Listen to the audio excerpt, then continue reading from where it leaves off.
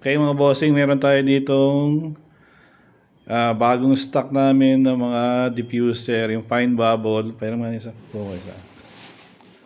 So, hindi. Itong fine bubble.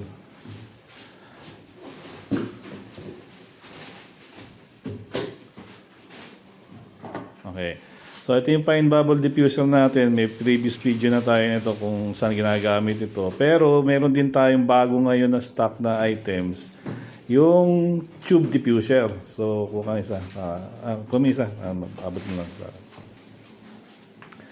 Itong tube diffuser, parehas lang ito nung fine bubble diffuser. Ang pagkakaiba nga lang is ito, naka-disc siya. Ito, cylindrical siya. Pero yung function niya, parehas na parehas din. May butas kayo na papasukan nung hangin na dito.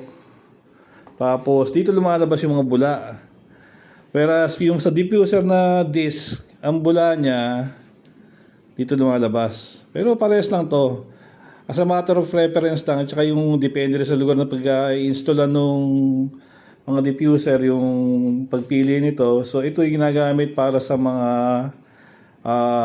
tawag dito, yung sewage treatment. Pwede rin siya yung sa mga fish farming, sa mga fish farms na para i-aerate yung tubig.